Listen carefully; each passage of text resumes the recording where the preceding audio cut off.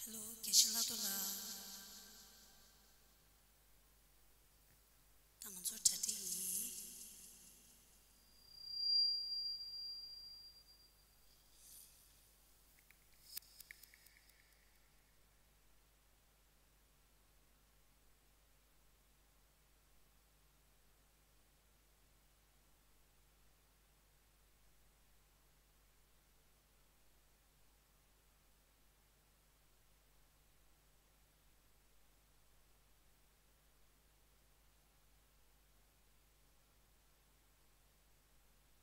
Na, Geshe Lhakdor test le. le, Tangan so kozo yeah. Good afternoon, everyone, and welcome and thank you for joining us today. My name is Choyden, and I'll be the moderator for today's session. Before we begin, I would like to acknowledge the traditional custodians of the land which we are joining today, the Wurundjeri people of the Kulin Nation. I pay my respects to their elders, past and present, and extend that respect to all Aboriginal and Torres Strait Islander people here with us. It is my great honor to welcome you all to this special online youth forum hosted by Vietnamese Quang Minh Buddhist Temple and organized by the Tibetan community of Victoria. We are truly privileged to be joined virtually by Venerable Geshe Lhakdor, a highly respected Buddhist scholar and teacher who will be connecting with us today from Dharamshala, India. Venerable Geshe served for many years as the English translator for His Holiness the 14th Dalai Lama, and he is currently the director of the Library of Tibetan Works and Archives in Dharamsala. Today, Venerable Geshe will share his wisdom on important and timely themes: youth, mental health, artificial intelligence, and social media. These are topics that affect all of us, especially young people, and we are grateful for this opportunity to learn from him, with support from our Vietnamese translator, Jet. Please join me in welcoming Venerable Geshe Lhakdor, and also Geshe, please accept this kata as a token of our respect and welcome. I would also like to welcome Abbot of Quang Minh, and before we begin the talk, Abbot would like to say a few words. Thank you. Can you please for the translation? Yes. Xin chào tất cả quý vị và rất là vui để có thể mọi người cùng tham gia ngày hôm nay. Và trước tiên thì mời chúng Venerable Buddhist fellow, ladies and gentlemen, we are living in a modern time of humanity.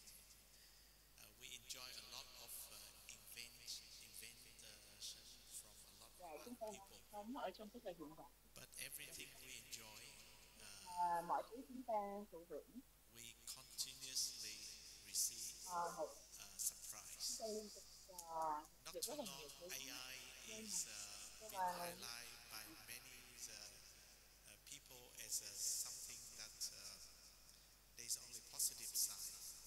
But now nhưng mà we start to see the negative side of AI, and it affecting mental health, even leading to suicide even. tuy nhiên ngày nay thì chúng ta đã phát So hiện ra những cái everything excessive, and everything we touch mọi thứ thì greed đều or ignorance or mọi thứ chúng ta chạm hatred đến thì đều là do always sự vô turn minh things hay là make it do cái worse. sự tinh vi của chúng So ta. today I think this topic is Vậy not just thôi chủ đề one-off không chỉ today, là it's ongoing. It will affect all không of chỉ us. là cho một Maybe you are mà using nó it, sẽ or your friends, or your children, or your grandchildren will use với it, lại tất cả and những it người will trẻ affect them also. cũng như là So today let face it, aware about it, and thứ then mà know chúng ta what's cần good and what is chúng ta bad, cần biết and cho nó and và chúng ta xem Buddhist view about all these things, and nó and và I kiểm hope soát và Geshe với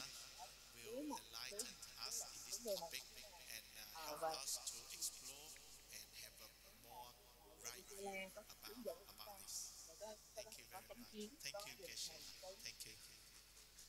đúng đắn về khía cạnh này. Dạ.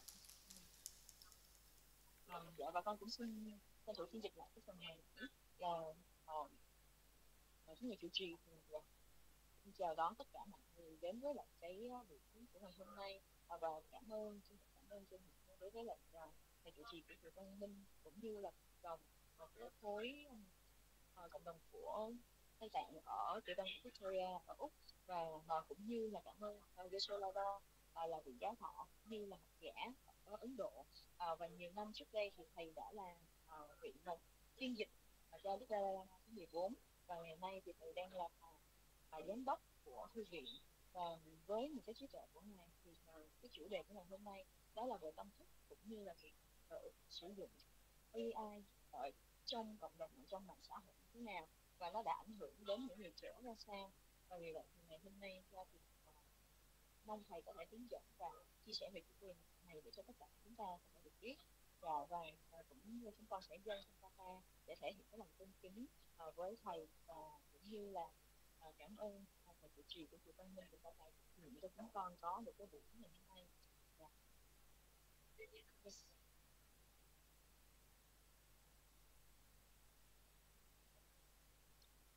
Especially Visual, so I'm done with the registration, so you can continue.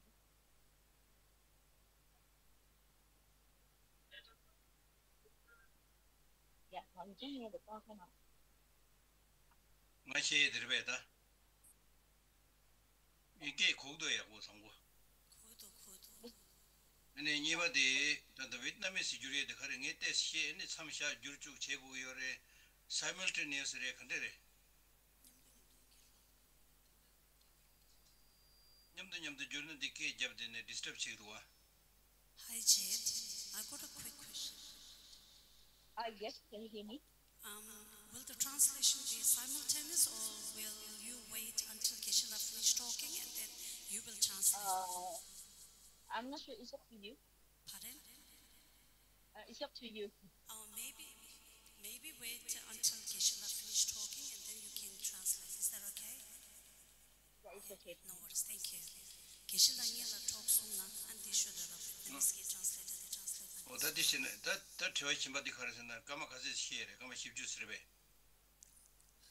제 치즈체가 잠깐만 십주스제나 봤어요.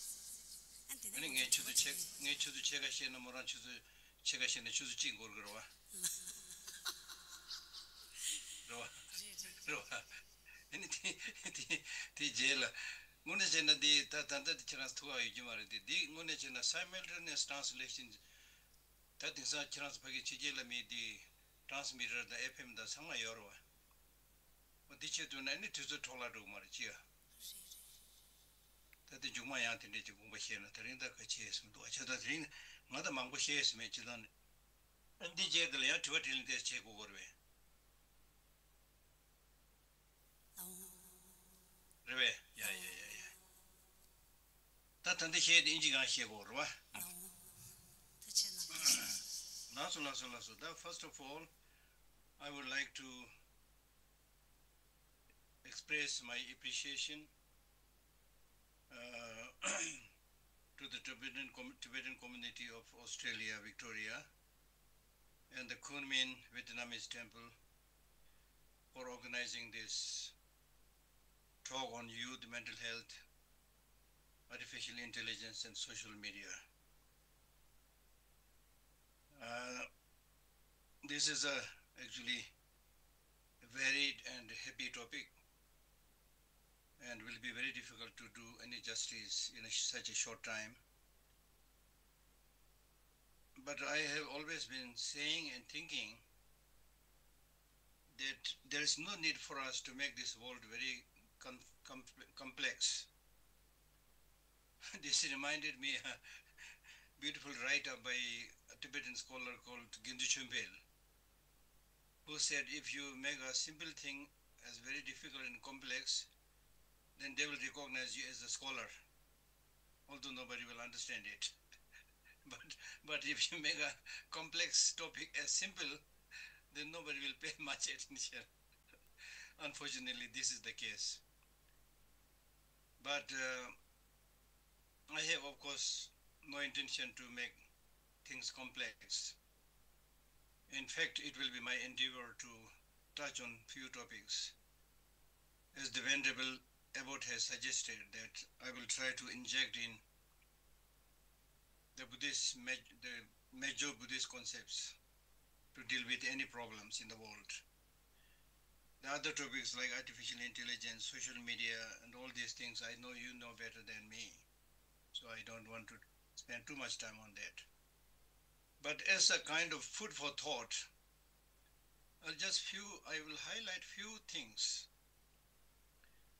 whether it is for mental health or it is for the benefit of the youth, or it is understanding the relevance of artificial intelligence and the pros and cons of social media,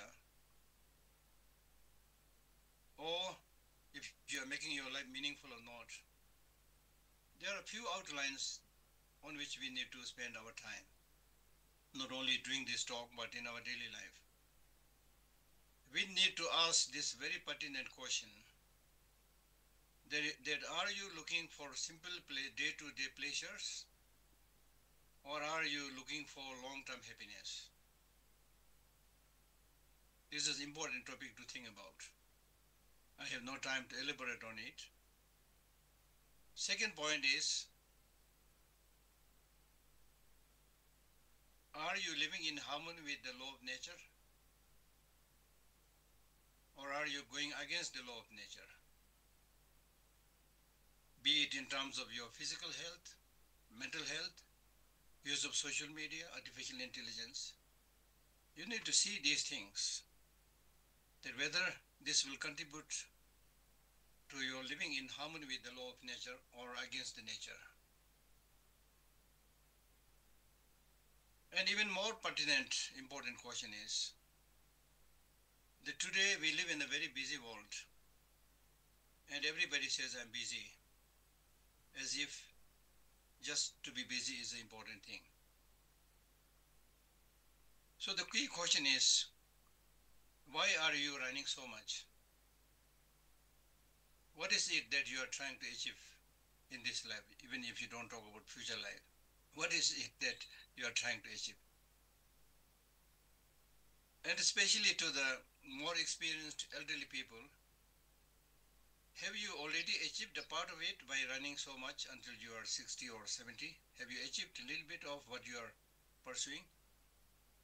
Or there is no indication of having achieved real kind of peace?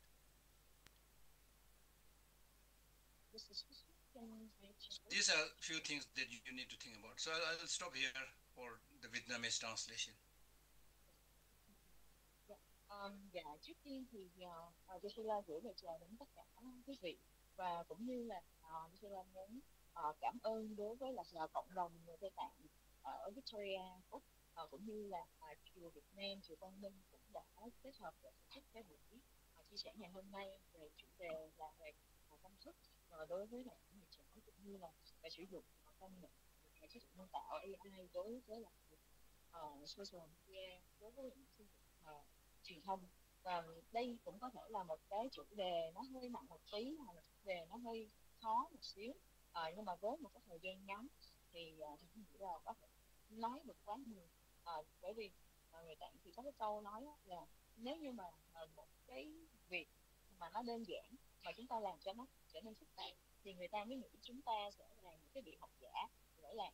Còn nếu như mà từ những cái việc mà nó phức tạp mà chúng ta sẽ chuyển hóa, chúng ta làm sao cho nó đơn giản thì để cho người khác có thể chú ý, nhưng mà đôi khi nếu nó quá đơn giản thì người ta cũng sẽ không để ý.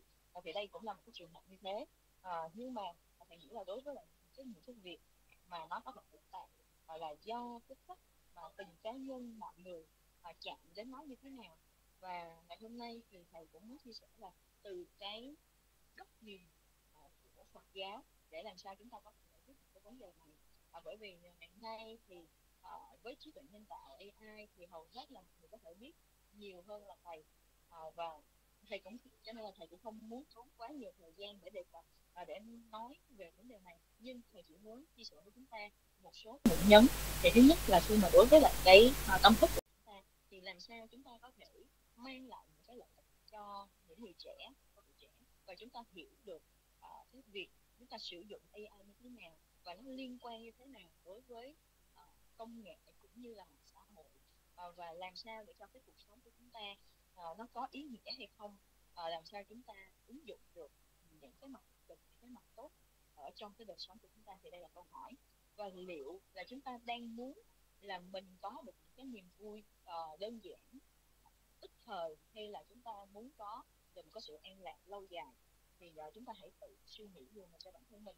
Cái thứ hai là cái đoạn thứ hai thầy muốn đề cập là làm sao chúng ta có thể sống được một cách hài hòa với lại một cái quy luật của tự nhiên, hay là chúng ta chống lại cái quy luật của tự nhiên.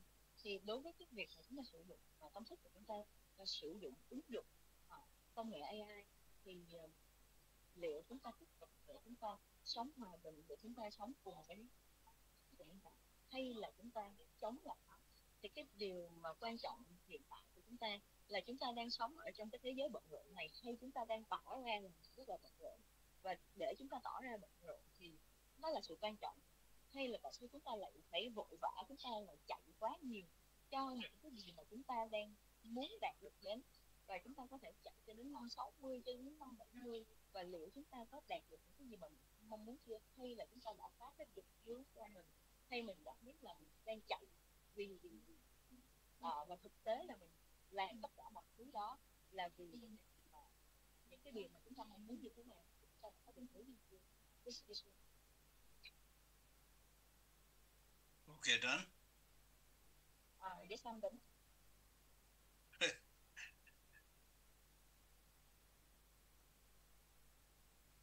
In my travels around the globe, and in all my talks that I give, one thing that I ask people is, are you, in the true sense of the term, a human being? Or are you just another animal meant for consumption and reproduction? This is also another very important question to ask. Human beings are supposed to be the crown of creation, according to Christianity. According to Buddhism, human life is said to be a very precious human life. But unfortunately, today, if you look around the world, the amount of pollution that we see around, the killings and conflicts that is rife everywhere, are not done by tigers and lions, not even by snakes and scorpions. They are done by the so-called intelligent human beings. In a sarcastic way, I'm using this word, intelligent human beings. So the question is, where is your intelligence? Although, because of change of time, we may be compelled to use ChatGPT, artificial intelligence, and all other technological products that is at our disposal. But we need to have a clear sense of right information from wrong information, and from right information, gaining true knowledge, and from true knowledge, developing wisdom, which I think cannot be granted by artificial intelligence. In the case of artificial intelligence, if you look at the very word, artificial, since you have the genuine intelligence, why you are running so much after artificial intelligence? This is so because we human beings are very prone to external appearances, physical appearances. That's why we are so much after shiny gadgets, be it your laptop, be it your smart mobile phone, whatever is there, I very often wonder that we, the so-called grown human beings, are not better than small kids. If you throw toys to the small kids, they will completely be distracted and lost into it and spend the whole day playing with these toys. So today, for the grown-up people, we are given different toy, slightly more expensive toy, called mobile phone, things like that. And we get completely engrossed with that, completely distracted with that. According to the Buddha's teaching, unless you concentrate, you are not going to achieve anything in life. Concentrate.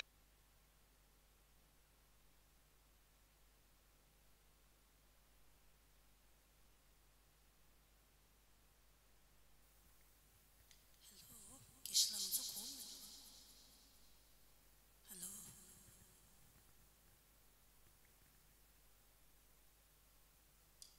Geshe cool na. Hello. I think we have a breakdown in internet connection.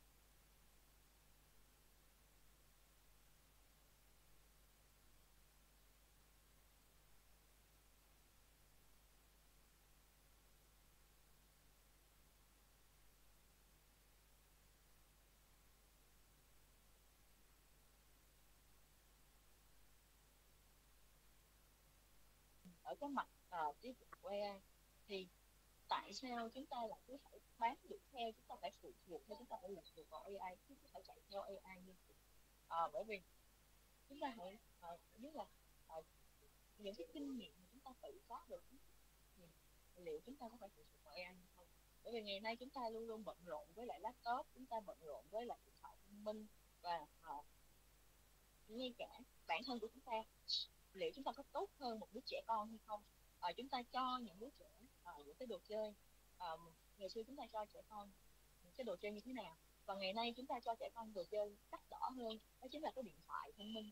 Và cái việc mà chúng ta đưa cho trẻ cái điện thoại thông minh đó, nó đã phá hủy hết cả ngày của trẻ, bởi vì tất cả mọi người chỉ đều tập trung vào điện thoại mà thôi, và mọi người chỉ cả ngày cũng chỉ lướt ở trên mạng hoặc là lướt ở trên điện thoại, và coi như đây là một cái món đồ chơi mà thực sự là đắt đỏ, và nó làm cho chúng ta phân tâm.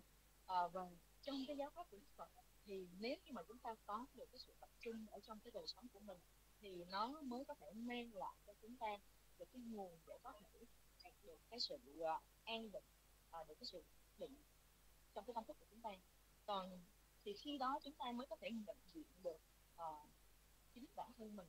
Còn ngày nay thì hầu hết là chúng ta mất đi những cái sự nhận diện của bản thân, mất đi cái sự chân thật để mà chúng ta có thể nhìn nhận được vào bên trong của chúng ta. Bởi vì ngày nay thì chúng ta có thể tự cho mình là tôi đây có thể là một nhà học giả, tôi đây có thể là một người diễn viên.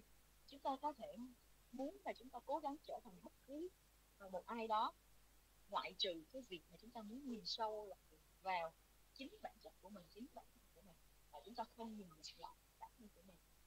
Và vì vậy thì cái thời gian đó là làm sao để chúng ta cố gắng, chúng ta cần phải nhìn nhận được, nhận diện được bản chất chân thật của chúng sinh, bản chất chân thật của chính chúng ta hay là của con người là thế nào. As I already mentioned, that due to shortage of time and other technical disruptions, my main attempt will be to keep before you some of the salient features of human life. As I already mentioned, the most important point is to recognize your special features as a human being. Most of us, unfortunately, don't have it. We have an external physical feature, but the main part of human feature, which is the inner mental resources, we leave them untouched because we have no time. We are only running outside all the time. And your inner resources, your personal capacity, your personal potential remain unexplored. That is the greatest tragedy in today's world. 100,000 ills and problems that you see in the world are a clear indication of starvation of human spirituality. I call it poverty of human mind. I am not against material development, but we need to be very careful about this thing called material development, especially when we use the term material facility. What do you mean by facility? Facilities are supposed to facilitate the long-term well-being of yourself, your family, the community, nation, and the international community. But the so-called facilities many a times have become obstacles to our harmony, obstacles to our happiness. If you go back into the history and look about the truth, how human beings were originally just an animal, and in fact, a very weak animal. from that state of being a weak animal, how did we manage to control the animals and birds on the land, on the sea, in the space? You need to go back and think about that. If you go back and explore, you will find that human beings manage to control because of cooperation, because of using the little bit of brain. It's because of this we reached at this stage. Now today, unfortunately, we are using the same human feature, the capacity to think and cooperate. It's getting dismantled. Instead of using this intelligence for harmony and happiness, we are using this intelligence for segregation, discrimination, division, bullying, exploitation, bribery, so on and so forth. So it's important for us, as I mentioned earlier, to discover your true humanity, human capacity. To make a long story short, as a human being, we have many features, but two most important features are the language and the brain, the capacity to think. The language that we human beings have is not only for communicating with others to get your day-to-day needs, but it is primarily for negotiation and dialogue. If there's a problem among human society, if there's a problem among nations, first thing that the human beings should do is to sit down and have negotiation and dialogue, rather than using the muscle power, the money power, threat of nuclear bombs, ballistic missiles. People like His Holiness the Dalai Lama is practicing this with the Chinese government, who invaded Tibet without having any right to invade and capture, even to such a horrible neighbor, horrible enemy, who not only looted the whole country and destroyed millions of people. Still, His Holiness is saying, if you are to become a human being, that the only way to find a long-term solution is sitting down, negotiation, dialogue, and consider for the long-term future. Unfortunately, today we don't find such leaders. Almost all of the nation's leaders today are flexing their muscles, trying to use ballistic missiles, nuclear bombs. And right now, unfortunately, the world has over 10,000 nuclear bombs. This is very, very unfortunate. So we need to think that we are not tigers and lions. If we are tigers and lions, then if there is a disagreement problem, tigers and lions cannot say, let us sit down and talk and have negotiation and dialogue. The only thing they can do is pounce upon each other, jump upon each other, and try to tear each other apart. Today, unfortunately, we are doing the same way the animals do, and much more destructive, because we have, with this brain, we invented so many destructive arms and ammunitions. So it is high time that we don't become an extremely dangerous animal, but become sane human beings. So we need to stop this insanity that is happening around the world. So anything, whether it's social media, artificial intelligence, or any technological aspect, must be used for long-term happiness, harmony, and peace of the world. From Buddhist teaching, it is very precise and very clear. The Buddha has clearly said, look, your life is short,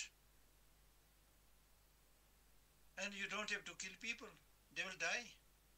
That is Buddhist wisdom. But many of us who don't realize this finite human life, we try to shorten this finite human life.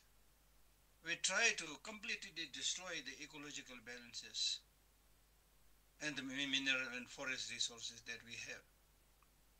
As I mentioned, although I am not against material development, but we need to understand what do you mean by material development? How much the so-called development you can make? Because material development means physical development.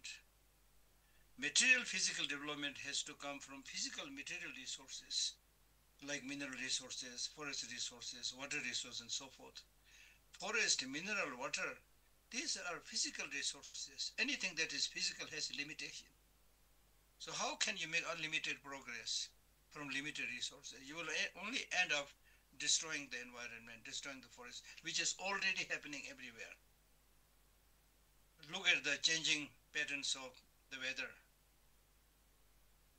For example, this very year, so many parts of the country, and India, of course, where I live, there were the cloud bursting, flood, landslide, and so many unfortunate things are happening. This, we cannot just see it and say, oh, this year the climate is not good. Oh, this year there is excessive rainfall. Yes, rainfall is there, but why all these sudden changes happen? Because of human beings' misadventure with animals, misadventure with environment, we are seeing. And COVID-19, which we experienced quite recently, is a result of human misadventure. So we need to think about all this very, very carefully and then do something before it is too late. Okay, translate. Yes, sure. Yes. Okay. Um, ok. Và ngày nay thì khi mà chúng ta sử dụng, khi chúng ta đề cập đến như vừa là tất cả những cái công nghệ, chúng ta đều bị phân tâm. Bởi vì trước đây á, như ở trong đời sống của chúng ta thì chúng ta nhận diện được chính cái bản chất của tất cả chúng sinh, của con người. Nhưng mà ngày nay thì chúng ta hầu hết là chúng ta đều chạy ra bên ngoài, và chúng ta không có cái thời gian để mà chúng ta nhìn nhận lại chính bản thân của mình, hoặc là nhìn lại về bên trong của chúng ta. Mà lúc nào chúng ta cũng cứ chạy ra bên ngoài, chúng ta cứ làm uổng phí đi tất cả những cái giá trị bên trong của chúng ta, những cái giá trị mà tiềm năng của chúng ta mà chúng ta không có thể tìm hiểu, chúng ta không có thể phát triển được. Bởi vì cái bản chất những cái vốn quý hoặc là những cái chân bóng mà chúng ta có được trên cái thế giới này, đó chính là cái tâm thức của chúng ta, cái tâm con người của chúng ta. Và hay là chúng ta có thể nói là cái năng lực hoặc cái sức mạnh của tâm thức của con người, hay là cái sức mạnh của trí tuệ tâm thức của con người. Thầy cũng không có muốn là chống lại cái sự phát triển của thời đại ngày nay, hay là thầy cũng không có muốn chống lại cái việc là sự phát triển của cái học, mà vấn đề nó đang nằm ở chỗ là cái tâm thức của chúng ta nó đang bị gọi là thực tế hóa với tất cả những cái gì mà chúng ta có, những cái công nghệ, tất cả mọi facility, tất cả những cái vật dụng, thiết bị, hoặc là tất cả những cái cơ sở hạ tầng mà chúng ta có hiện nay thì đều hầu hết chúng ta đều mong muốn là phục vụ để cho gia đình của chúng ta, để cho xã hội của chúng ta. Và tuy nhiên cái quan trọng là nếu như mà cái tâm thức của chúng ta nó đi theo cái hướng thực dụng thì nó sẽ để lại rất là nhiều những cái chướng ngại, những cái vấn đề làm cho chúng ta không có còn sự an vui, không có còn sự hạnh phúc nữa. Bởi vì chúng ta nhìn lại ở trong lịch sử thì ngày xưa con người của chúng ta khi mà chưa tiến hóa thì giờ chúng ta vẫn còn là từ cấp bậc là gọi là từ thú để mà chúng ta có tiến hóa lên con người. Thì như vậy đối với lại chúng ta làm sao để chúng ta kiểm soát được những cái con vật yếu thế hơn chúng ta, ví dụ như chúng ta làm sao để chúng ta có thể kiểm soát được cái con vật ở trên đất liền hoặc là ở dưới biển, thì chúng ta hãy nhìn ngày xưa cái cách mà chúng ta làm như thế nào là con người tìm cách để có thể kiểm soát được thiên nhiên bằng cách chúng ta hợp tác, chúng ta sử dụng cái trí óc của chúng ta để chúng ta có thể kết hợp được với thiên nhiên. Còn ngày nay thì cũng là con người của chúng ta, nhưng mà cái chất liệu của chúng ta nó lại khác. chúng ta cứ nói là chúng ta càng ngày càng thông minh hơn để làm sao để chúng ta có thể vui vẻ hơn. Tuy nhiên ngày nay trí óc của chúng ta vận dụng, chúng ta lại tạo ra những cái sự phân biệt về chủng tộc, chúng ta luôn suy nghĩ cho cá nhân của bản thân mình, rồi chúng ta lại chia rất là nhiều thứ. Thì như vậy thì cái khả năng của chúng ta, con người của chúng ta có hai cái đặc điểm chính, ví dụ như là về ngôn ngữ, và cái thứ hai là cái trí óc, để chúng ta có được cái năng lực suy nghĩ. Thì về kinh thứ nhất thì chúng ta muốn nói về ngôn ngữ, thì ngôn ngữ đó là cái phương tiện để cho chúng ta có thể ứng dụng và chúng ta có thể giao tiếp với nhau hàng ngày. Nhưng bây giờ chúng ta lại dùng những cái vấn đề ngôn ngữ đó để chúng ta có thể gọi là đàm phán, chúng ta có thể thảo luận, chúng ta giải quyết những cái vấn đề của cá nhân, của xã hội và của quốc gia. Ví dụ như khi mà có bất cứ một vấn đề gì xảy ra giữa các quốc gia khác nhau thì chúng ta cần ngồi xuống để chúng ta trao đổi, chúng ta đàm phán với nhau. Nhưng ngày nay chúng ta lại sử dụng cái việc là sức mạnh, dùng tiền để, rồi dùng cơ bắp để mà chúng ta có thể nói chuyện với nhau, rồi chúng ta dùng những cái sức mạnh của đồng tiền đó để chúng ta tạo ra chiến tranh về riêng tử. Nhưng cũng giống như là câu chuyện của cái Dalai Lama với lại cộng đồng giữa người Tây Tạng và người Trung Quốc, có rất là nhiều điều đã xảy ra, và cả đất nước của con người đều bị phá hoại, đều bị phá hủy. Và nhưng mà Đức Dalai Lama vẫn thường nói rằng là để mà con người có được chất sống thì và tốt đẹp lâu dài hơn thì chúng ta nên ngồi lại để chúng ta có thể trao đổi, chúng ta có thể đàm phán để cho một cái tương lai tốt đẹp hơn. Tuy nhiên cho đến ngày nay thì cái điều đó vẫn chưa có thể thực hiện được. Và ngày nay thì chúng ta thấy rằng mọi người tác động lẫn nhau thông qua cơ bắp, thông qua những cái năng lực, những cái sức mạnh của bom đạn, và chúng ta thấy là hơn cả 10.000 tấn bom, rất là nhiều những cái bom nguyên tử đã được dỡ xuống trong cái xã hội. Và như vậy chúng ta nghĩ rằng là nếu như mà chúng ta nghĩ rằng mình đâu phải là con cọp, hay chúng ta đâu phải là con sư tử, nếu như mà những con cọp hay con sư tử nó sẽ không thể nào có thời gian để ngồi lại để mà nói chuyện với nhau, nó chỉ có thể là nhảy vào những con vật khác yếu thế hơn và nó sẽ cắn xé những con vật khác. Và ngày nay thì chúng ta lại đang làm cái điều giống như những con vật như thế, và chúng ta làm giống như chúng ta không có một cái sự thương thảo nào cả, chúng ta không có một cái sự thảo luận nào cùng nhau. Và như vậy thì chúng ta đừng nên biến mình trở thành những cái con vật nguy hiểm như thế. Và mà ở trong cái thời đại này mà chúng ta đang vẫn sử dụng công nghệ và chúng ta sử dụng về tất cả AI, trí tuệ nhân tạo và kết hợp với mạng xã hội, thì chúng ta cần phải biết rằng chúng ta nên sử dụng như thế nào để mang lại một cái thế giới mà nó có sự an lạc cho một cái thời gian lâu dài. Bởi vì giáo pháp của Đức Phật đã dạy rất là chi tiết và rõ ràng là cuộc đời của cái cuộc sống của chúng ta rất là ngắn, chúng ta không cần phải làm tổn thương ai khác, làm hại ai khác, bởi vì rồi trước sau thì họ cũng sẽ mất đi, họ cũng sẽ chết thôi. Thì tại sao bây giờ chúng ta lại phải cố gắng để rút ngắn cái mạng sống của họ, hoặc là chúng ta phá hủy những cái sự cân bằng của môi trường, hoặc là phá hủy tất cả những cái sự cân bằng của cái cuộc sống này? Thầy không có ý là chống lại cái sự phát triển của tất cả mọi thứ vật chất trên thế giới này, bởi vì khi mà vật chất phát triển thì chúng ta cần phải sử dụng từ những cái nguồn tự nhiên, và ví dụ như nguồn nước, không khí, tất cả mọi thứ. Nhưng mà chúng ta biết được rằng tất cả những cái nguồn tự nhiên đó nó đều có giới hạn, và bởi vì con người đã tận dụng, đã tận diệt những cái nguồn giới hạn đó. Ví dụ như con người đã phá hủy rừng ở khắp nơi, thì khi mà phá hủy rừng như vậy thì nó sẽ dẫn đến những cái hệ lụy, dẫn đến những cái sự thay đổi về thời tiết ở rất là nhiều cái quốc gia khác nhau. Ví dụ như ngay cả ở Ấn Độ thì chúng ta đối mặt với rất là nhiều về thiên tai, về lũ lụt, rất là nhiều cái điều bất ổn. Và chúng ta cứ nói là tại sao hôm nay thì thời tiết lại thay đổi, tại sao thời tiết lại không tốt, tại sao lại không có mưa, mà mưa quá nhiều, tại sao tất cả mọi thứ lại thay đổi một cách đột ngột như thế? Cái lý do là bởi vì con người đã lợi dụng, đã làm rất là nhiều thứ để tận dụng cách triệt để tất cả những cái nguồn lực của cái nguồn tự nhiên đang có. Và cũng giống như chúng ta thấy tại sao lại xuất hiện Covid, rồi tự nhiên cái bệnh tật, cái bệnh dịch như vậy. đó là bởi vì tất cả những cái điều mà chúng ta đã làm tác động đến môi trường, và như vậy chúng ta cần phải hiểu rằng chúng ta cần phải làm những cái gì đúng đắn và nhận diện được những điều đúng đắn trước khi tất cả mọi thứ có này. Okay, so let me say just few lines on the topic. For example, regarding the health of the youth, we need to first of all have some idea about mental health. Mental health is the state of well-being in which an individual realizes his or her own ability and can cope with the normal stresses of life and can work productively and fruitfully and is able to make a contribution to his or her community. That is the World Health Organization definition of mental health.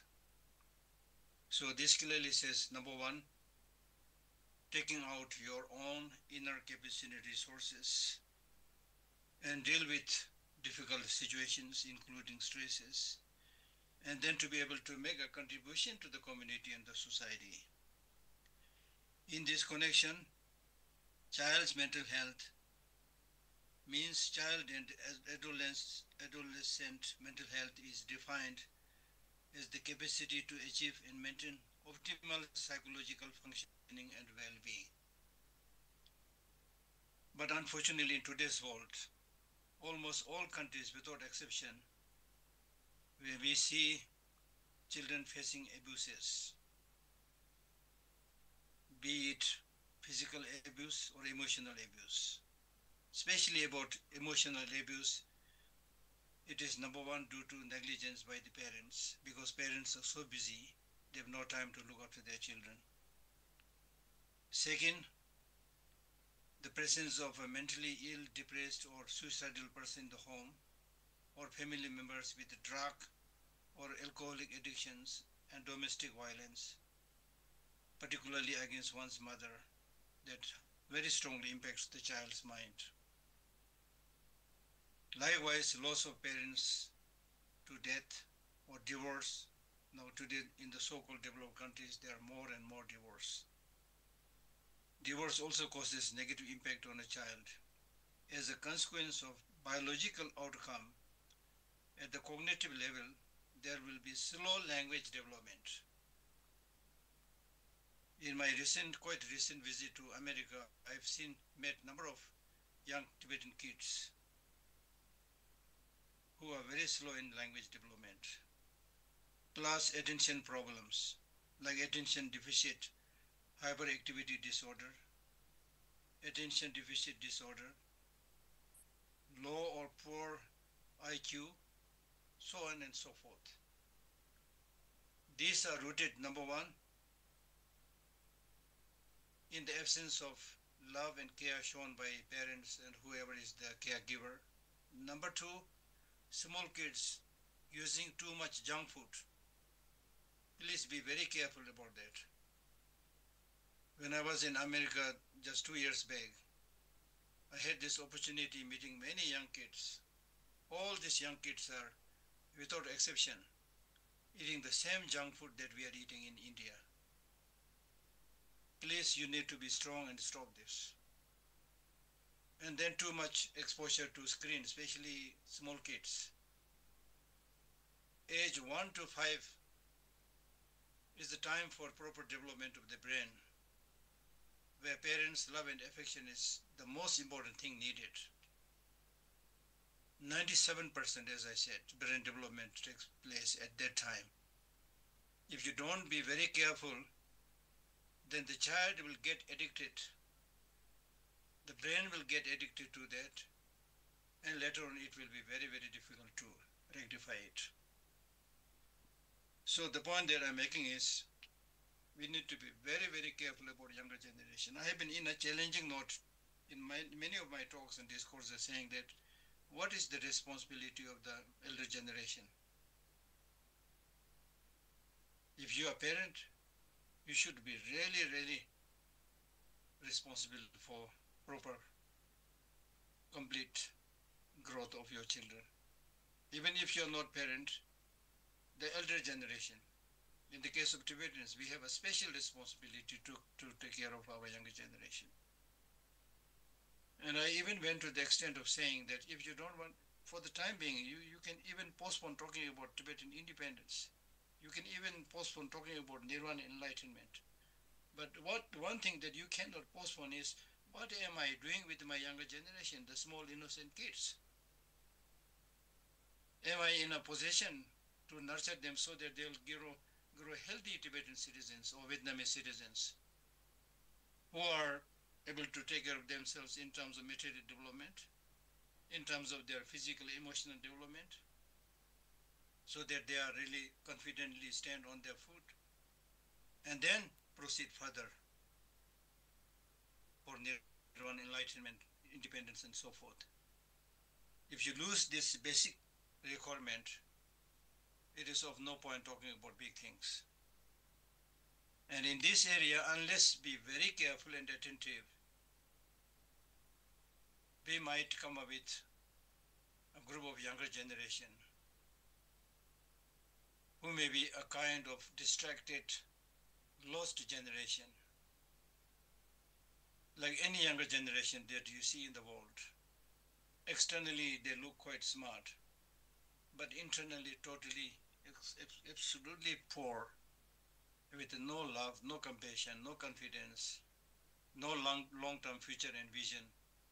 All they do is just run and compete others and try to achieve whatever others are using. This unchecked material greed and material pursuit is suicidal, not only for the individual, but for the whole nation. I mean, if you take an example, like Tibetans are able to now very proudly able to maintain the Tibetan identity even in exile with difficult times, because we have a leader like His Holiness. His Holiness is not an expert on artificial intelligence. He's not an expert on social media. He's not particularly trained in the modern sense of how to remain healthy, but he does few things in the true spirit of a Buddhist practitioner, that is developing inner qualities like love, compassion, and understanding the law of nature, which we call as interdependent origination emptiness. With the presence of these few qualities within yourself, you will be able to deal with all the ups and downs that you will see in the world. I am not a scholar. I can't claim that I know many things. But because of my study and exposure to different cultures, different subjects, and also because of now my ripe age, I can safely conclude and say that in order to face any problems, any ups and downs in life, you need to understand the law of nature. You need to understand impermanence. You need to understand interdependent origination. Few points, if you understand properly, you will be able to deal with everything. And I was amazed, I had the privilege of serving His Holiness the Dalai Lama as his translator for 60 years. And during those years, I was amazed that His Holiness is able to have many days of dialogue with the leading scientists, leading politicians, leading philosophical traditions, because he has this most important thing which is relevant to everything. In today's world, unfortunately, the most essential part of human quality is not there. We are really grabbing the branches and leaves, collecting small things here and there, getting a little bit of information here and there, and then think we have the knowledge, then we think we have the wisdom. Unfortunately, that will not work. And very often I give the example, if you're thirsty, you need to drink water, definitely. But you don't need to drink whole ocean. You can't drink and also not need it. So therefore, it is not just going around and getting all kind of information. I tell people, even if you spend your whole life listening to all the TED Talks, you will have no time to listen and understand all the TED Talks, and there's no need for you to do all that. There are few important things that you should understand in your life. That is, you maker. You are the one who will make your destiny or mar your destiny. Meaning that if you really want, I'm saying that if you really want long-lasting happiness, if you really want harmony with others, then you need to understand the importance of these inner resources, love, compassion. When we are born, we came without religion. We came without any particular philosophy. There was no sense of, national identity. We came crying. At that time, the one quality that made us survive and grow was love, unconditional love from the parents, especially the mother.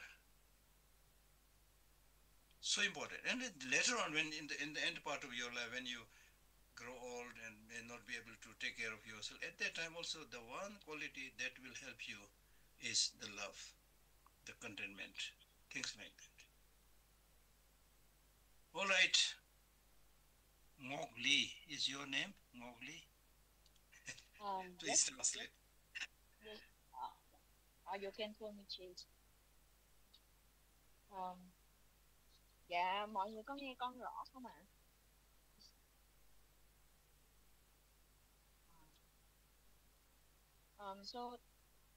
Và thầy cũng muốn nhắc lại cho chúng ta những cái điểm chính yếu. Thứ nhất là làm sao để chúng ta có thể có được sự hạnh phúc.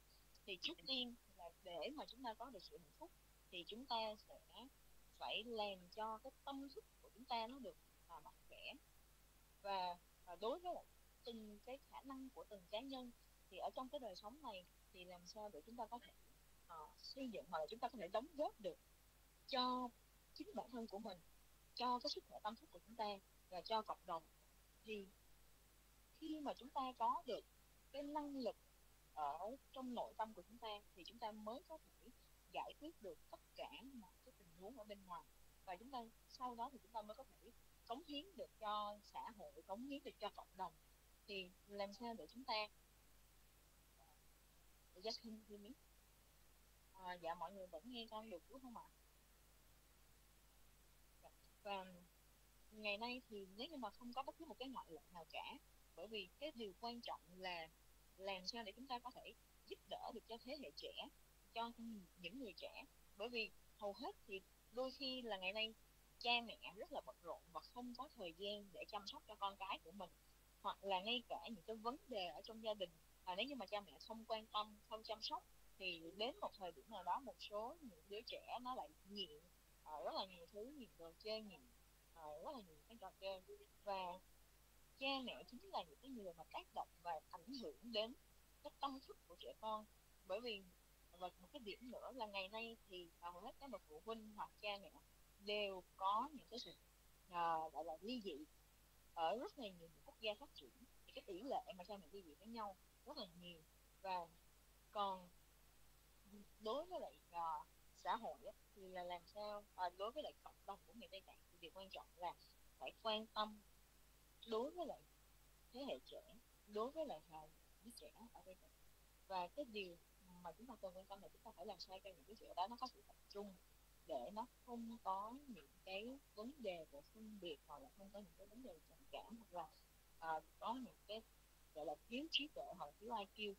Thì cái điểm chính yếu thứ nhất đó là tinh túy làm sao để cho cha mẹ có thể chăm sóc được con cái. Bởi vì và nhiều khi thì ngày nay chúng ta thấy rằng là trẻ con thì ăn rất là nhiều những cái thực phẩm mà không cần thiết, là những cái thực phẩm nhanh gọi là những cái món ăn nhanh. Thì nếu như mà chúng ta không có quan trọng những cái điều đó thì chúng ta thấy là những đứa trẻ nó sẽ bị nghiện những cái điều đó. Và lấy một cái ví dụ như là ở Mỹ thì rất là nhiều đứa trẻ không có bất cứ một cái ngoại lệ nào cả, nó rất là thích ăn những cái thực phẩm, thức ăn nhanh. Và nếu như mà chúng ta không có cái khả năng để mà điều chỉnh thì đến một lúc nào đó thì trẻ con nó sẽ không thể nào thay đổi được. Bởi vì ngày nay hơn 90% thì tất cả những cái điều đó nó tác động đến cái tâm thức, đến trí não của chúng ta. Và cái việc mà nó sẽ diễn ra nếu như bố mẹ không cẩn thận thì những đứa trẻ sẽ bị nhiều và sẽ rất là khó để chúng ta có thể tinh chỉnh, có thể điều chỉnh được. Và quan trọng là bố mẹ chính là những người phải chịu trách nhiệm, thực sự là chịu trách nhiệm và chịu trách nhiệm một cách đúng đắn với việc giáo dục cho con cái của mình. Và đối với lại người dân Tây Tạng thì luôn luôn phải chăm sóc, phải quan tâm đến thế hệ trẻ. Và ngày nay chúng ta hay nói là làm sao để chúng ta có thể có được sự độc lập, làm sao để chúng ta có thể đạt được sự giác ngộ, có được trí tuệ vân vân.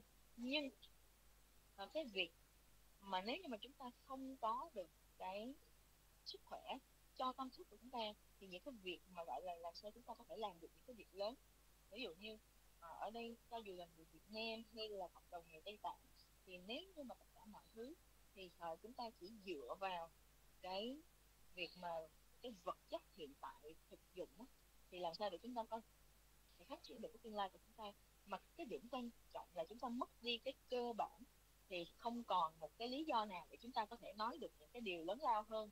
Cho nên đối với lại thế hệ trẻ ngày nay thì làm sao luôn luôn lúc nào cũng hay bị những cái sự phân tâm, hoặc là nhìn bề ngoài thì có vẻ trông rất là thông minh, rất là sáng sủa, rất là sáng suốt, tuy nhiên về nội tâm thì thực chất là không có được những cái tình yêu thương, không có được những cái sự quan tâm, hoặc là đôi khi chúng ta hay gọi là vô cảm, và cũng không có được cái sự tự tin, và lúc nào cũng cứ luôn muốn là đạt được cái gì mà người khác đang có, luôn muốn giống người khác, luôn muốn có những thứ mà người ta cũng có. Và vì vậy nó sẽ tạo ra cái việc là tham lam về vật chất, và chỉ muốn là chạy theo những cái vật chất mà người khác đang có được. Và vì vậy đối với lại chúng ta thấy ở cộng đồng của người Tạng đi, thì ngay cả Dalai Lama, thì Dalai Lama ngài đâu có sử dụng công nghệ AI, ngài đâu có sử dụng trí tuệ nhân tạo, và ngài cũng không phải là một chuyên gia ở trong việc sử dụng mạng xã hội, và ngài cũng không phải là một cái người để theo dõi hoặc là đi theo những cái khuynh hướng gọi là làm sao để có thể tốt cho sức khỏe, hoặc là họ không phải là những cái người mà chuyên chia sẻ ở trên truyền thông giống như bây giờ. Tuy nhiên những cái việc mà ngài làm, những cái phẩm chất của ngài ở trong cái tâm thức của ngài phát triển được tình yêu thương, lòng từ bi của ngài, và ngài luôn luôn có được sự luôn luôn hướng dẫn cho chúng ta về tánh không, cũng như tất cả những điều mà ngài đã làm thì nó đã giúp cho ngài có thể được mọi người nhận diện, được mọi người biết đến. Còn ngay cả ví dụ như tất cả mọi thứ ở trong đời sống của chúng ta lúc nào nó cũng có sự thay đổi, nó có sự biến đổi. Cũng giống như là thầy không phải là nếu như mà nói thật ra thầy không dám nhận thầy là một học giả, mà tuy nhiên thầy chỉ có cái cơ hội để thầy được học từ nhiều những cái nền văn hóa khác nhau. Thầy có những cái cơ hội để được phiên dịch cho cái Dalai, và vì vậy thì ngài cũng đã phiên dịch hơn mấy chục năm với những cái chủ đề về khoa học, về công thức vân vân. Và vì vậy là đối mặt với những vấn đề về cái luật của tự nhiên hoặc là luật nhân quả, ngài dựa trên những cái điều đó và ngài có thể hiểu biết được. Và cái quan trọng là làm sao để cho cái phẩm chất của bản thân của con người của chúng ta mà chúng ta có thể có được một cái cuộc sống tốt đẹp. Bởi vì ngày nay thì hầu hết là chúng ta luôn nghĩ rằng là chúng ta thu thập thông tin ở đây một chút, ở đằng kia một chút, rồi tất cả những cái thông tin đó nó trở thành cái kiến thức của chúng ta, rồi chúng ta nói rằng là chúng ta đang có trí tuệ, nhưng mà không phải là như vậy. Và cũng giống như cái việc mà khi mà con người người ta đang cảm thấy là người ta khát nước, thì cái việc mà khát nước thì chúng ta chỉ cần là chúng ta uống nước để chúng ta có thể giải tỏa được cái cơn khát, chứ không phải là chúng ta gom hết tất cả nước ở một nơi, hoặc là kể cả nước của đại dương. Những cái điều đó cũng không cần thiết. Và vì vậy thì như tôi nói là cái điều mà chúng ta lắng nghe thì việc không phải lúc nào chúng ta chỉ cần lắng nghe quá nhiều thứ, mà chúng ta cần phải hiểu được là chúng ta nhận diện được cái điểm đến của mình, cái mốc mà chúng ta mong muốn là gì, và liệu chúng ta có thực sự muốn là chúng ta có được cái niềm hạnh phúc an lạc lâu dài hay không. Và nếu mà chúng ta mong muốn có được cái niềm hạnh phúc an lạc lâu dài như vậy, thì chúng ta cần phải có được cái nguồn nội lực từ ở bên trong của chúng ta, đó chính là cái việc tình thương yêu, lòng từ bi. Bởi vì đối với một đứa trẻ bình thường khi mà sinh ra thì cái điều quan trọng của một đứa trẻ đó không phải là tất cả mọi thứ xung quanh, mà hay là cái việc là nhận diện cái đứa trẻ đó là thuộc cái tật nào hay là như thế nào, mà cái mấu chốt của cái trẻ đó là để sống còn, đó chính là cái tiếng khóc đầu đời. Và cái điểm thứ hai để mà đứa trẻ đó được tồn tại, đó chính là tình yêu thương vô điều kiện của bố mẹ, nhất là đặc biệt là người mẹ, để có thể giúp cho cái đứa trẻ đó có thể tồn tại được, có thể lớn lên bởi những cái tình yêu thương của cha mẹ cũng như là của gia đình. So can you hear my voice clearer? Okay, so I will conclude by saying that whether it is social media, artificial intelligence, your brain, your life, or even religion, by itself we cannot say good or bad. It is dependent upon how you use them. So try to use everything to help your growth, your happiness, your well-being, and also to the well-being, growth, and happiness of others. Thank you very much. Dạ, và để kết thúc và để tổng hợp lại thì thầy muốn nhấn mạnh với chúng ta là cho dù là trí tuệ nhân tạo hay là tất cả những cái công nghệ, những cái mạng xã hội, hay là tất cả mọi thứ ở trong cái cuộc sống này, hay là tất cả mọi thứ của chúng ta, thì làm sao để chúng ta có thể ứng dụng được và giúp cho chính bản thân của chúng ta và tất cả mọi chúng sinh, cho tất cả mọi người khác có được cái sự an lạc, có được sự hạnh phúc, để mọi người có thể cùng phát triển với nhau, thì đó mới là một cái điều chính yếu.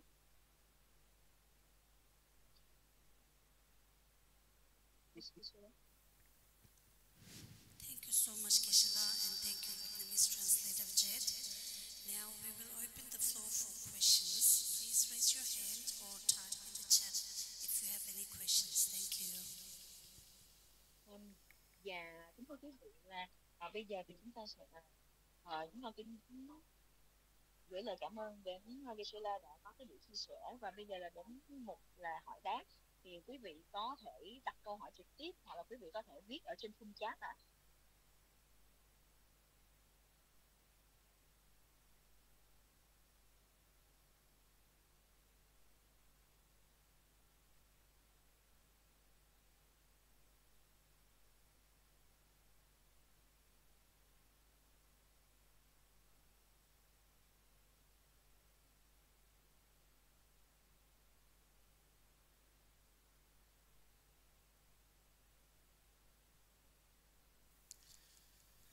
Geshe, may I ask you questions about the samadhi or concentration? Look like the modern society distracts us a lot. Not just about technology, but also advertising and a lot of things for people to indulge. Can you teach us more about the pain concentration and how to deal with the modern society, especially all the destruction we have?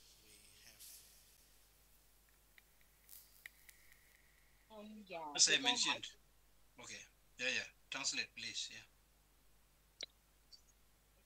Dạ, và câu hỏi của thầy là muốn nhờ Geshe có thể chia sẻ về thiền, thiền chỉ, làm có thể hướng dẫn, là bởi vì ngày nay ở trong cái thời đại ngày nay thì có rất là nhiều những cái phương tiện nó tấn công chúng ta, không chỉ là công nghệ, không chỉ là thuật, mà rất là nhiều những cái quảng cáo mà làm cho mọi người sẽ bị phân tâm. Và như vậy thì làm sao chúng ta có thể tập trung được để có thể giải quyết được tất cả mọi vấn đề ở trong xã hội, thì xin nhờ Geshe có thể hướng dẫn. As I mentioned right in the beginning, concentration is not something unique to religious practice. Concentration is the source of success both in war and in peace, as I mentioned earlier. Whatever you want to do, whatever you want to achieve in your life, if you concentrate and do it, you will achieve it very quickly. If you don't concentrate, remain distracted, You may look like practicing, but you are not going to achieve anything. Laser beam is a beautiful analogy. If the rays of the light of the laser beam are scattered, it does not have the capacity to cut through steel. But if the rays of the light of the laser beam are put together, it can easily cut through steel. This is an example.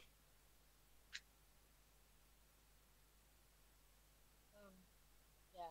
Và như thầy đã đề cập ở ban đầu á, cái việc mà chúng ta thực hành thiền chỉ nó không phải là cái việc thực hành của một tôn giáo nào cả, mà cái việc mà chúng ta có thể tập trung vào một thứ á, là để cho chúng ta có thể đạt được đến những cái điều mà mình mong muốn. Còn nếu như mà chúng ta không có sự tập trung thì rất là khó để cho chúng ta có thể còn cái vấn đề là ở trong cái cuộc sống và cái khả năng của chúng ta như thế nào. Lấy một cái ví dụ như là khi mà chúng ta muốn cắt một cái thép, một cái thanh thép đi, thì chúng ta cần phải có cái con dao để có thể cắt được thép. Thì ví dụ như cái con dao đó nó được làm từ những tia laser, hoặc là nó phải kết hợp được từ cái tia laser và những cái thiết bị kết hợp cùng với nhau thì mới có thể cắt được thép. Còn nếu như mà chỉ có một yếu tố tia laser thôi thì đôi khi mà không có những cái khác kết hợp để có thể vận hành được thì chúng ta sẽ không thể nào cắt rời được thanh thép. Đó là một ví dụ.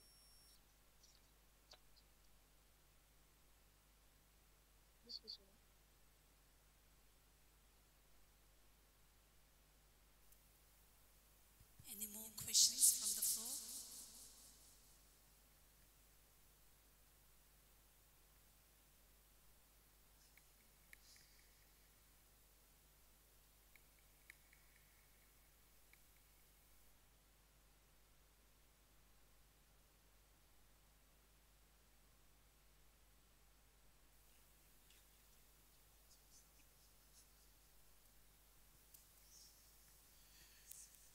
Geshe,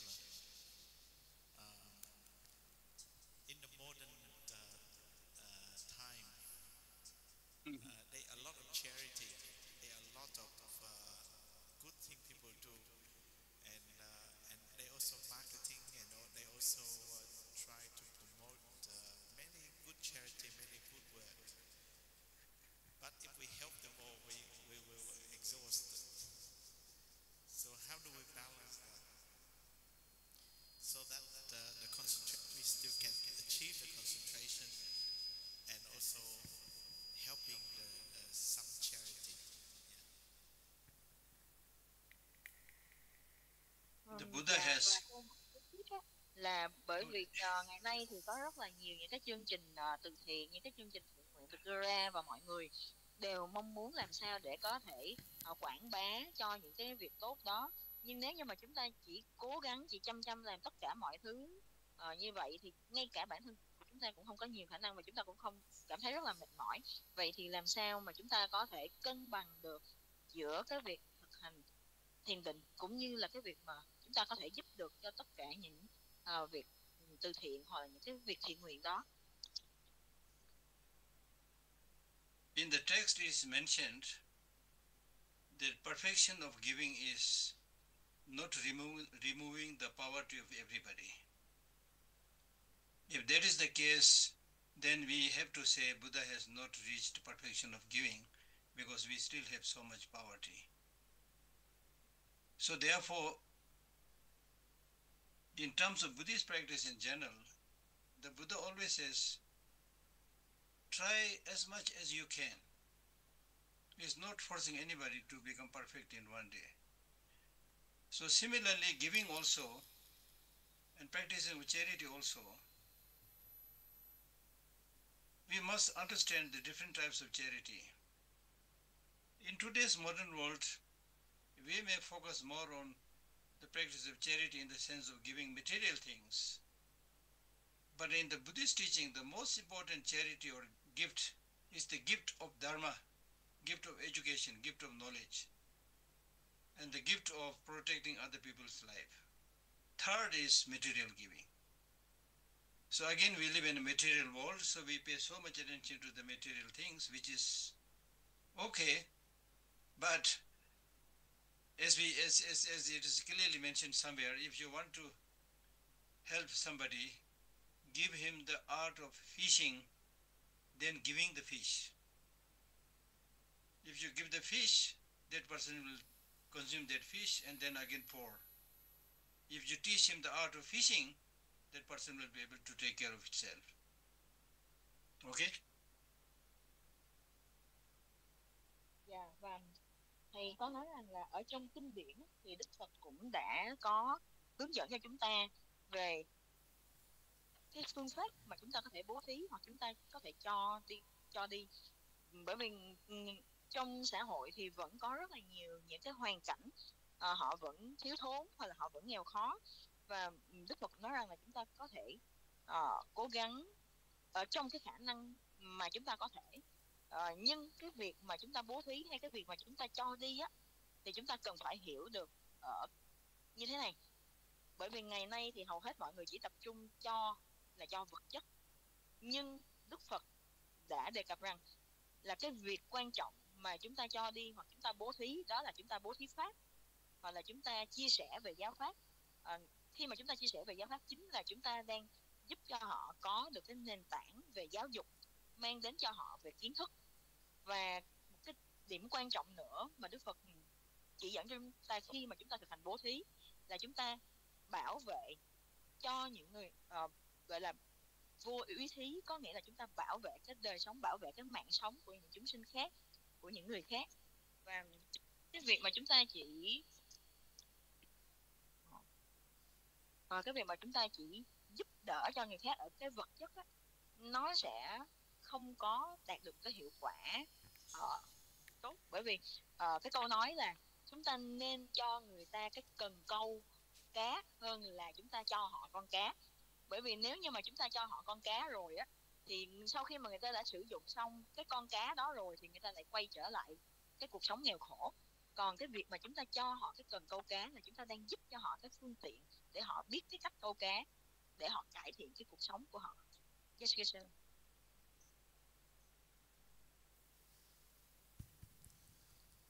Mendo.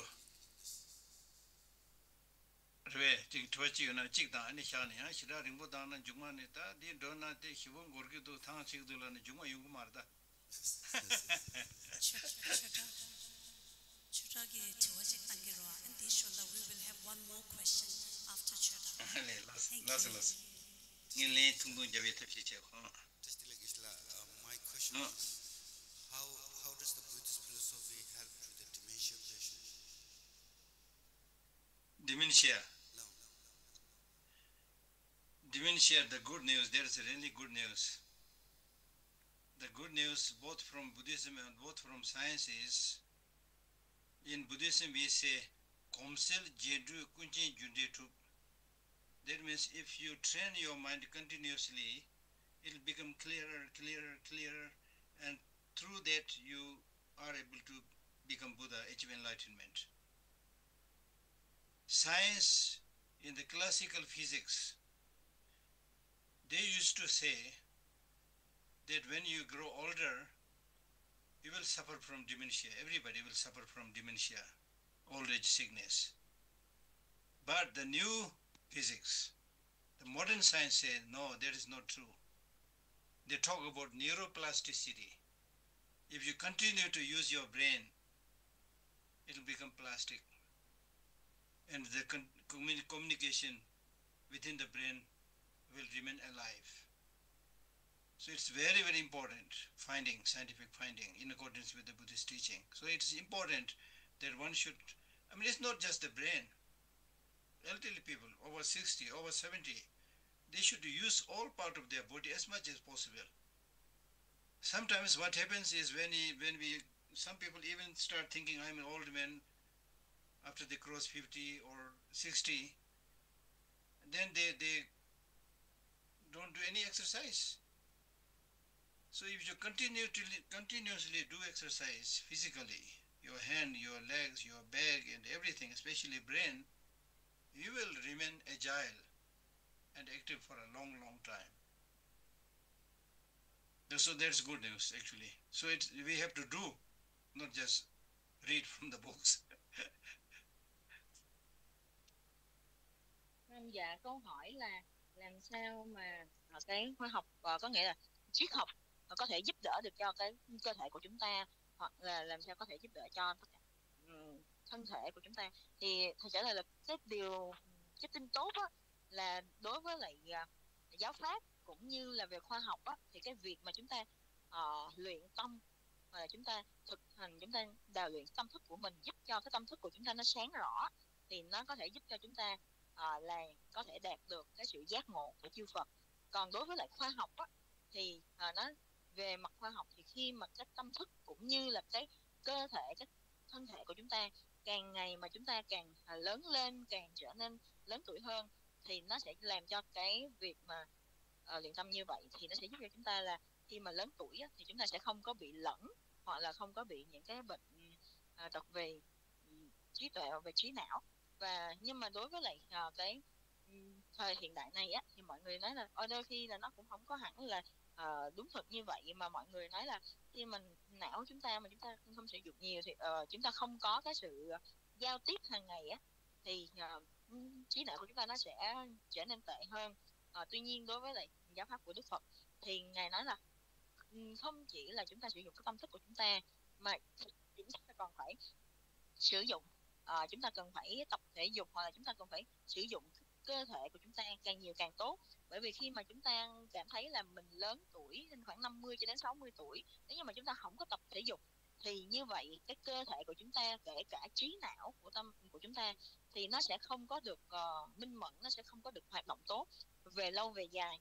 Cho nên cái điều cần thiết là chúng ta cần phải thực hành, và chúng ta cần phải vận dụng cho kể cả thân vật lý của chúng ta, cũng như là cái trí não của chúng ta, tâm thức của chúng ta. Yes, Geshe. Yeah, next question. One more. This is going to be the final question. My question is, there's a growing focus on secular education across the world, and I wish to ask, how can that benefit the people of the world, regardless of their religion focus or following, as well as how can we achieve spreading more awareness on secular education and for the benefit of others across the world? Thank you. We live in a world where a part of the population believes in religion. Part of the population does not believe in religion. Part of population is against religion. So you cannot teach ethics to everybody. Even among the population that believes in religion, people believe in different religious system. So you cannot use religion to teach ethics or values to the whole human population. Therefore, His Holiness the Dalai Lama is these days working very hard. And over the last few years, we developed several primers and textbooks for teaching secular ethics. And it is now being taught to many colleges, universities, and schools all over the world. Because even those people who are against religion, they also need values, they also need love, they also need compassion. So therefore, when we talk about secular ethics, we are not talking about teaching ethics against religion. We are talking about teaching those ethics which is universal. It can be from Buddhism, it can be from Christianity, it can be from common sense, common experience, scientific findings. So those universal messages which is applicable to all human beings should be taught. The benefit is that today the human population, the problems of human population, including the dwindling natural resources and so forth, and conflict and war that we see around, is a clear indication of compassion deficit, lack of basic moral values, and You need to just spend time to take 10 minutes and think about it. What are the sources? It is primarily because of lack of compassion, lack of love, lack of harmony, and respect towards each other. And on top of that, we are very good in making divisions. My country, his country, their country, black, white, men, women. We are so good in making discrimination, which is really, really unfortunate. Because if you look how the nature treats us, nature does not make discrimination. When the sun shines, it will not say that I will shine only in Australia, not in India. It does not make discrimination.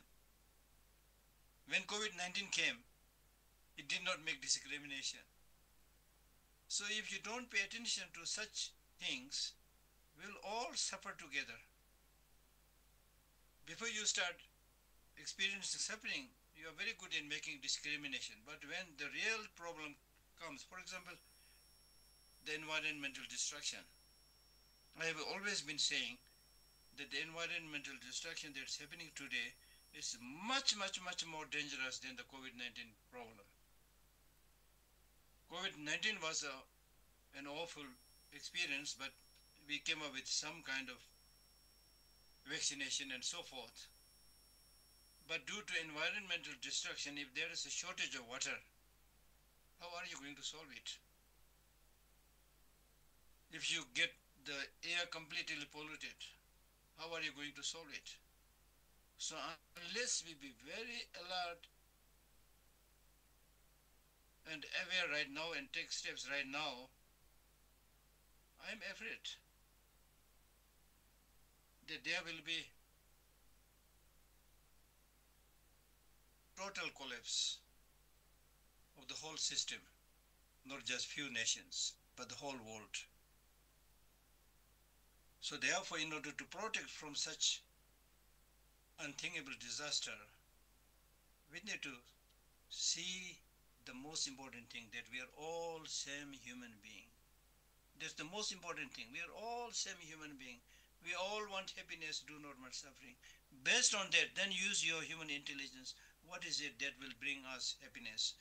What is it that will bring us suffering? Just use your common sense and explore that. You will be able to find that it's by sharing love and compassion. It's by respecting each other. It is by living in harmony that we will all flourish. But unfortunately, today's the very system of education is flawed. Education means reading, writing, mathematics.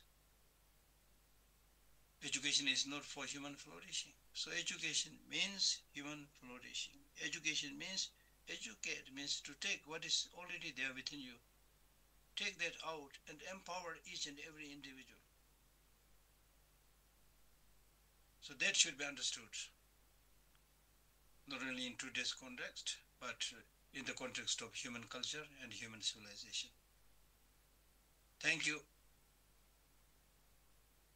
Dạ, câu hỏi cuối cùng á là làm sao, tại vì ngày nay á thì chúng ta hay chú trọng về cái việc giáo dục, nhưng mà không phải là tất cả mọi người thì đều có cái sự tin tưởng vào tôn giáo nào cả, thì làm sao để chúng ta có thể giáo dục cho họ, hoặc làm sao chúng ta có thể tiếp cận được với họ. Thì cái việc mà chúng ta tập trung về giáo dục về tôn giáo thì hầu hết tất cả mọi người, không phải là ai cũng sẽ có những người họ chống đối với tôn giáo, hoặc họ vô thần, họ không có tôn giáo nào cả.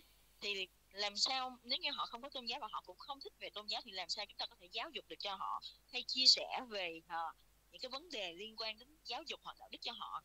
Bởi vì cái niềm tin của họ nó có sự khác biệt, và bởi vì cũng không có tôn giáo cho nên chúng ta cũng không thể dạy gì cho họ cả.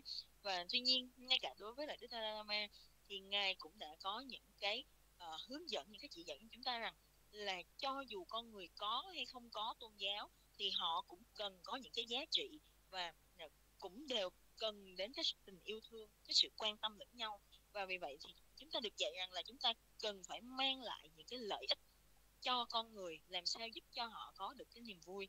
Bởi vì ngày nay chúng ta thấy là nhiều người, bởi vì họ không có một cái sự tin vào tôn giáo, và họ có rất là nhiều cái vấn đề về chiến tranh, nó đã chỉ dẫn ra chúng ta thấy thiếu đi cái tình thương yêu, cái sự quan tâm lẫn nhau.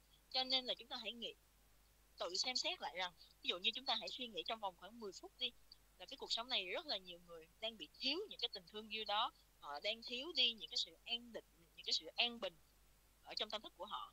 Bởi vì mọi người lúc nào cũng nghĩ đến cái sự phân biệt, đây là quốc gia của tôi, đây là quốc gia của bạn, hoặc là người da trắng, người da đen, họ có rất là nhiều những cái sự phân biệt khác nhau. Tuy nhiên cái bản chất của tự nhiên, của thiên nhiên thì không có bất cứ sự phân biệt nào cả. Chúng ta hãy nhìn vào cái điểm đó. Bởi vì chúng ta thấy là ánh sáng của mặt trời nó chiếu rọi khắp mọi nơi, nó đâu có phân biệt là nó sẽ chiếu sáng ở Úc hay là chiếu sáng chỉ ở Ấn Độ mà thôi. Còn bởi vì chúng ta không có chú ý đến những điều đó, cho nên là chúng ta làm tổn thương những người khác, chúng ta làm tổn thương tất cả mọi người. Và khi mà có những cái vấn đề xảy ra thì tất cả những cái điều đó hơn cả cái dịch bệnh Covid. Bởi vì chúng ta đã trải nghiệm qua cái đại dịch Covid đó, thì cho dù nó đã là đại dịch đi nhưng nó vẫn có vaccine và chúng ta có thể điều trị được. Còn trong khi ngày nay đối với lại cái môi trường, đối với lại tất cả mọi thứ môi trường thì chúng ta thấy rằng ví dụ như thiếu đi cái nguồn nước thì làm sao chúng ta có thể giải quyết được những vấn đề đó. Thì liệu cái công nghệ, tất cả mọi cái trí tuệ nhân tạo đó nó có thể giải quyết được những cái vấn đề mà thiếu đi nguồn nước hay không?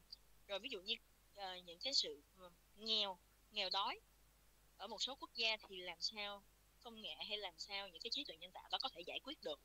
Thì như vậy thì chúng ta cần phải nhận diện được những cái vấn đề này và chúng ta quan tâm đến nó. Bởi vì nếu như mà chúng ta không có nhận diện, chúng ta không quan tâm và chúng ta không có bất cứ một cái hành động nào thì tất cả mọi hệ thống, tất cả mọi thứ ở trên thế giới nó đều bị bảo vệ cho cái môi trường trong cuộc sống của chúng ta. Thì tất cả những cái thiên tai, tất cả mọi thứ nó sẽ đều đổ ập xuống. Và vì vậy chúng ta hãy nhìn nhận là cái sự quan trọng của bản chất của đời sống con người, của kiếp người, và nghĩ rằng là tất cả mọi chúng sinh, tất cả mọi người đều giống như chúng ta, đều bình đẳng như chúng ta và không ai muốn phải khổ đau cả. Chúng ta hãy dùng cái suy nghĩ thông thường của chúng ta để chúng ta cảm nhận và chúng ta hãy chia sẻ những cái tình thương yêu. Chúng ta tôn trọng mọi người, chúng ta tôn trọng lẫn nhau. Nhưng mà bởi vì ngày nay á, thì hầu hết là mọi người rất là không may là mọi người đều không nghĩ như vậy, mà mọi người chỉ nghĩ là cho chính bản thân mình hoặc là nghĩ những cái điều cho cá nhân của mình mà thôi. Cho nên đối với cái việc mà chúng ta giáo dục á, thì chúng ta làm sao chúng ta không phải là chỉ nuôi dưỡng hay là lan tỏa, mà chúng ta cần phải lấy ra được những cái khả năng ở trong chính bản thân của từng cá nhân của chúng ta. Là chúng ta chính là những cái con người, chúng ta có được cái thân người như vậy để mà chúng ta có thể lấy được những cái tinh túy từ chính bản thân của mình để chúng ta có thể giáo dục từ chính cái nội tâm của chúng ta. Dạ thầy cảm ơn ạ.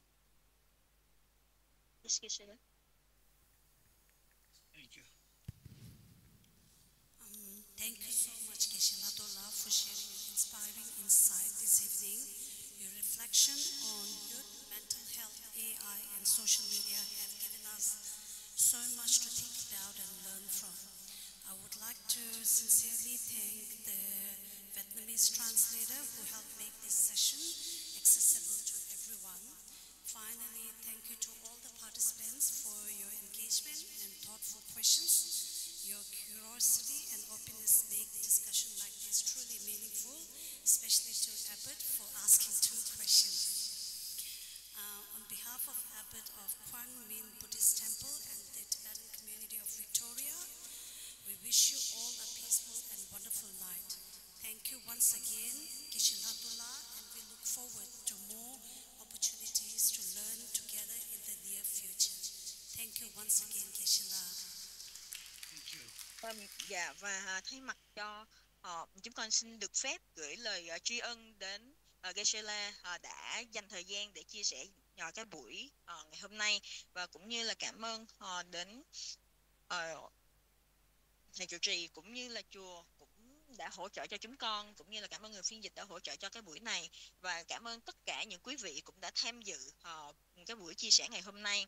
Và đặc biệt là chúng con cũng gửi lời tri ân đến thầy trụ trì cũng đã đặt 2 câu hỏi, và chúng con cũng xin mong nguyện cầu rằng tất cả quý vị chúng ta sẽ có được cái đời sống thật là an vui, và hy vọng rằng chúng ta lại có tiếp tục những cái cơ hội để Geshe có thể chia sẻ thêm những cái giáo pháp và có thêm những cái buổi nói chuyện tương tự như vậy ạ. Dạ chúng con xin thành kính tri ân tất cả mọi người ạ. Yes, Geshe. Oh yeah. Good to see. Dạ, thầy gửi lời cảm ơn tất cả quý vị ạ. Dạ, con xin cảm ơn ạ.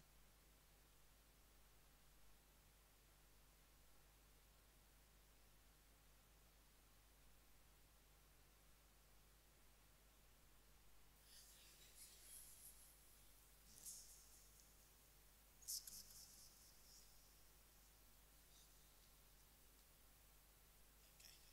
Okay. Anyway, today is the first Dharma talk online,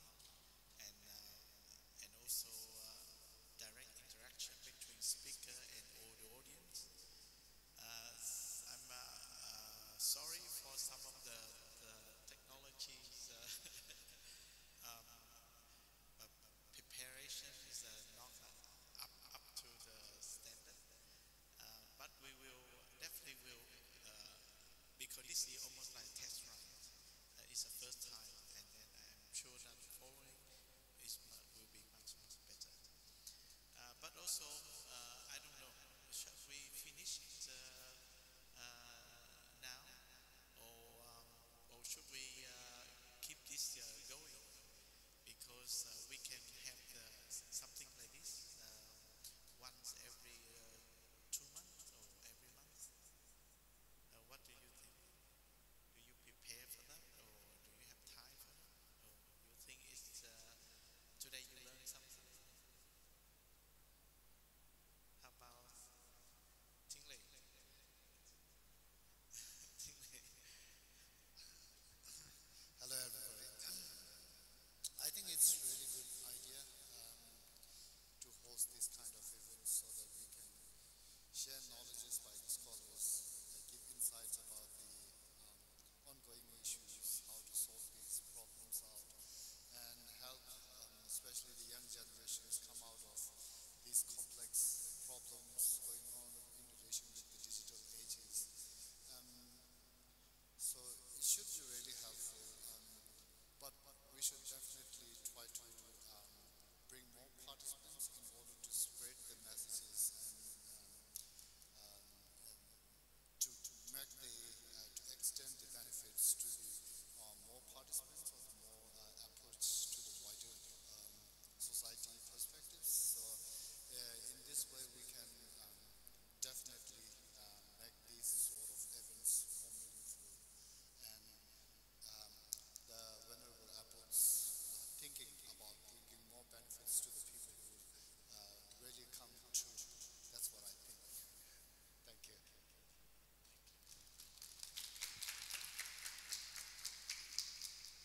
So I'm looking forward that something like this happening again and again. Maybe just one or two person will benefit from what we do. I think that also give us the encouragement to do something more beneficial. And I'm sure that even today I also pick up and learn something too. So I hope that Kwangming Temple and the Tibetan community we will do something more about this sort of thing.